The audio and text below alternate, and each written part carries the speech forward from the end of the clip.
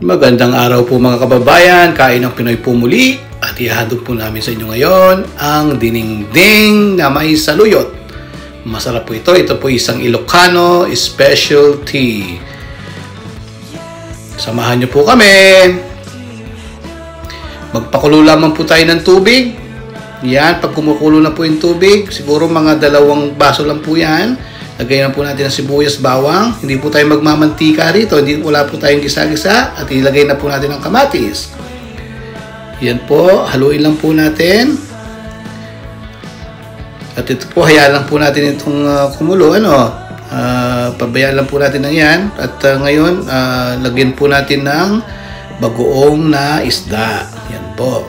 Pakuluan lang po natin yan. Haluin lang po natin. At pag kumulo na po, pwede na po natin ilagay yung ating hiniwang kalabasa. Yan, palalambutin lamang po natin itong kalabasa. Yan po. Siguro mga hanggang 5 minutes po yan.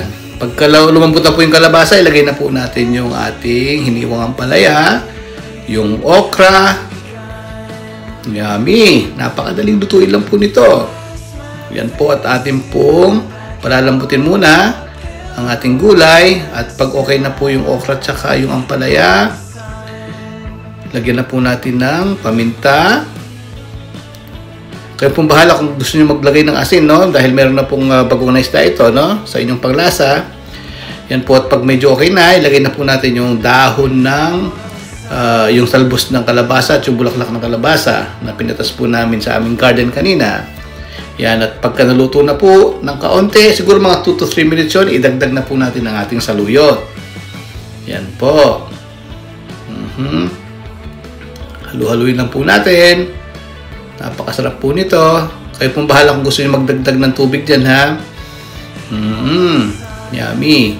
Yan, pwede na rin po natin ipatong ang ating piniritong isda. Kahit anong isda po yan. Ito pong ginawa na, ang lalagay namin ay yung white perch po, no? Ayungin po yata ito sa Tagalog. Yan, takpat po lang natin. And after 5 minutes, yan na po. Napakasarap po nitong ating dinengdeng na may saluyot.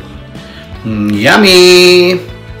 Yan po, at patay na po natin ang ating apoy at ito po nating iserve na sa ating hapagkainan.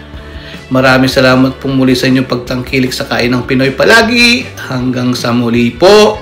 Tara na pong kumain!